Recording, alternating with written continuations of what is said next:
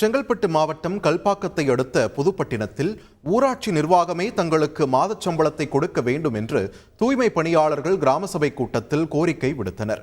புதுப்பட்டினம் ஊராட்சியில் கிராம சபை கூட்டம் ஊராட்சி மன்ற தலைவி காயத்ரி தனபால் தலைமையில் நடைபெற்றது. அந்த கூட்டத்திற்கு வந்திருந்த பெண் தூய்மை பணியாளர்கள் 14 பேர் தங்களுக்கு மாத ஊதியம் சரியாக வருவதில்லை என்று ஊராட்சி தலைவியிடம் வேதனையுடன் முறையிட்டு மனு கொடுத்தனர். தூய்மை பணியாளர்களுக்கு மகளிர் சுயஉதவி குழு மூலம் மாதம் 5000 ரூபாய் சம்பளம் வழங்கப்படும் நிலையில் அந்த குழுவின் தலைவி சங்கீதா சம்பளத்தை கொடுக்காமல் அலைக்கழிப்பதாக அவர்கள் முறையிட்டனர்.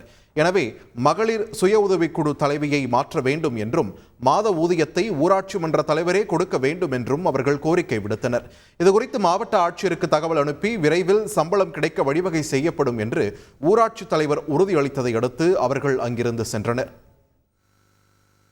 நைட்டுக்கு பகலையுமா தூக்கமே இல்லை. இது 15 வருஷமா செய்யணும் சார். இந்த வேலை செஞ்சு நம்மளுக்கு கரெக்டா சம்பளம் கரெக்டா வர மாட்டேனது. கரெக்டாவே வரல சம்பளம். நம்மளுக்கு வீட்லயே ஒரே சண்டை தான். வேலைக்கு போறீங்களா நல்ல முட்டோட இருந்துருங்க. இது சம்பளம் வரதுக்கு எதுக்கு வேலைக்கு போறோம்னு கேக்குறாங்க. சாப்பாடு போறவங்க கேட்பாங்க இல்லையா வீட்டுல சாப்பாடு போறதுக்கு சம்பளம் இல்லை. இது வாங்கி கொடுக்கல அது வாங்கி கொடுக்கல.